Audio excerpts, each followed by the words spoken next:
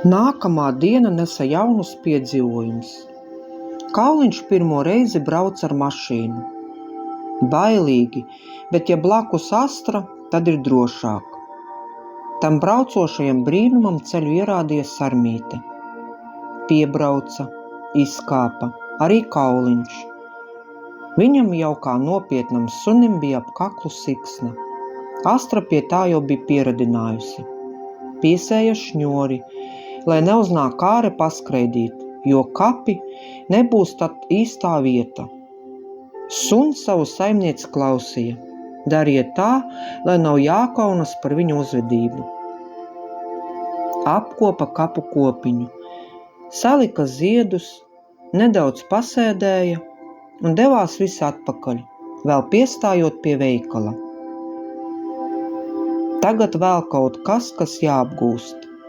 Cītīgi vienam jāpagaida mašīnā, jo abas draudzenes aizgāja iepirkties. Kad atgriezās, tad Deguns ziņoja, ka ir nopirkts tas, kas ļoti uzticamajam draugam garšo – aknu pastēte. Nu pagaidi, mājās iedošu, teica saimniece. Solīto izpildīja. Četrkājainais draugs tika pie kārotā garduma. Pirms gulētiešanas Sarmīte rādīja savas ceļojuma fotogrāfijas. Tur izskanēja, ka esot Itālijā, apskatījusi Trevis trūklaku Romā. Pizas tornis tiešām ir slīps. Tad jau Astras draudzene dalījās ar piedzīvoto Nicas pludmalē. Vīram tur esot paticis. Protams, Eifeļa tornis. Kafiju dzēruši turpat, vienā no daudzajām kafejnīcām. Ziemā slēpojuši, tad tikuši pat visi trīs – pati, dēls un vīrs. Pa Francijas Alpiem. Polija tā īsti neskaitās. Cik tad tālu līdz Varšavas vecpilsētas laukumam un Karaliskajai pilī. Tas ceļojums nebija izdevies, ļoti lietainas dienas patrāpījušās. Vēl pirms izslēdz gaismu, Sarmīte jautāja. Varbūt atbrauks pie manis ciemos. Kas tevi te tur? Ņem līdzi Kauliņu. Viņš tev mācīts, zina, ko drīkst darīt, ko nē. Pastaigāsim pa pilsētu, parādīšu tev mūsu skaistās vietas. Nevar Astra, visu laiku tik pa māju vien. Aināru šodien apciemojām, sakopām, tāpēc par to tev sirds būs mierīga.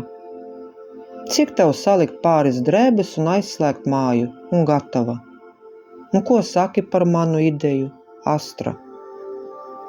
Es nezinu, Sarmīt, tu tā pēkšņi. Ko Arnis teiks? Tici, man būs priecīgs. Nesat jau ar cik ilgi tikušies. Apdomā šo, lūdzu. Piegāja pie draudzenes un mīļi saņēma viņas roku. Ēdot savu gardo aknas pastētas gabaliņu, Kauliņš saprata, ka saimniece ir izlēmusi pieņemt draudzenes ielūgumu. Aplaista istabas augus, pārliecinājās, ka logi ir aizvērti, pārskatīja salikto somu un bija palicis pēdējais – aizslēgt durvis. Kauliņš visu vēroja pa mašīnas logu. Viss ņirbēja gar acīm. Te jau viņi brauc pār tām metāla strīpām, kur nobiedēja tas braucošais briesmonis. Labi, ka šoreiz tas nebrauca, bet ja nu kas, tad Astra pasargātu un tam neļautu darīt pāri. Tad jau atkal plašie lauki, kur kaut kas dīvains staigāja. Kauliņš izslējās, lai labāk var saskatīt, jo tādi agrāk nebija manīti. Kauliņ, govis tās ir, tu jau tādas neesi redzējis, kā ekskursantam stāstīja Astra. Parādījās mājas. Vēl varēja gan redzēt, gan dzirdēt citus tādus pašus kā mašīnā sēdošais. Tikai šiem bija jāprobežojas ar to, ka dzīve paiet ķēdes rādījusā. Parādījās cilvēki, Sarmīte piestāja, lai visi var pāriet ielu. Suns visus vēroja, it kā censtos kādu atpazīt. Nu jau vairs nav ilgi, nepilna stunda un būsim galā. Pagriežot auto pa labi, noteica Sarmīte. Kauliņš vēl brīdi aplūkoja ainavu aiz loga, bet tā nepiesaistīja uzmanību, tāpēc ērti iekārtojās atlikušajā sēdekļa vietā blakus saimniecei. Uztrūkās no tā, ka auto apstājās. Atvērās durvis un izkāpa kopā ar Astru. Lielais saurupmājas pagalms un tikpat iespaidīga ēka. Astra un Kauliņš to visu aplūkoja. Iesim tad iekšā, Arni, mēs atpakaļ. Astra noprata, ka draugs ir pietiekami izturējis garo ceļa gabalu, tāpēc būtu pelnījusi to brīdi, kad var pacelt kāju. Sarmīt, kur var Kauliņš, pāriet drusku aiz mājas. Tā, tagad nekas nenovērsīs uzmanību no tālākajiem piedzīvojumiem. Ienāca priekšnamā, kur Kauliņu sagaidīja tāds pats Kauliņš. Sākās riešana. Un ko tu? Tas taču spogulis, skaidroja Astra. Bet, kad juta, ka vajag vairāk laika, lai saprastu šo tikko iegūtu informāciju, tāpēc izvēlējās labāk viņu vest tālākajās telpās. Sagaidīja vīrietis sporta tērpā. Sveiki, cik labi, ka izdomāja atbraukt. Astra, kā tad iet? Arni, sveiks. Nu, pamazām, kaut kā jau kuļos. Skatos, ka tev ir draugs, kas paīsina tavas dienas. Arnis norādīja uz Kauliņu. Ir, jā. Arnis tāpat kā Sarmīte pielika roku pie Kauliņa, tā teikt uz sapazīšanos. Mēs pēc pēdējā mājas sarga neesam citu iegādājušies. Sarmīte jau teica, ka nekad, bet kas to lai zina?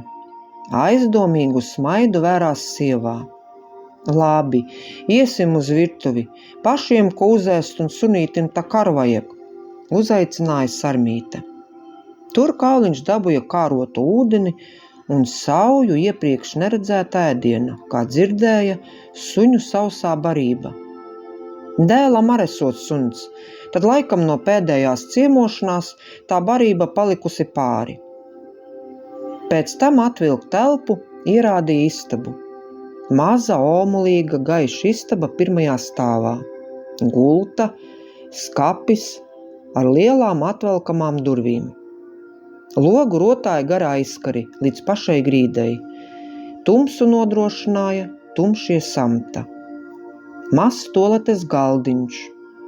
No tās puses nāca tik daudz aromātu, gan saldāki, gan rūgtāki, bet dažs gan bija tāds, ka labprāt izvairītos no tā. Tur kā parēdās stāvēja daudzās smaržu un dezodorantu pudelītes. Astra atsēdās uz gultas, Sarmīte pēc brīža atnāca un atnesa mīkstu kā lāčādu, tur tad lai Kauliņš guļ. Kādu brīdi atpūšaties, tad jau vēlāk ko sadomāsim. Pirms durvju aizvēršanas teica Sarmīte. Astra atgūlās, jo tālais ceļš bija nogurdinājis.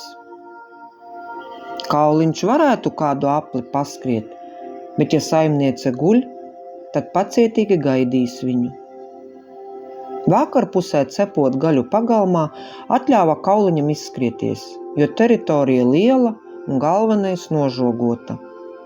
Pēc izskriešanās viņš dabūja paprāvu gaļas gabalu.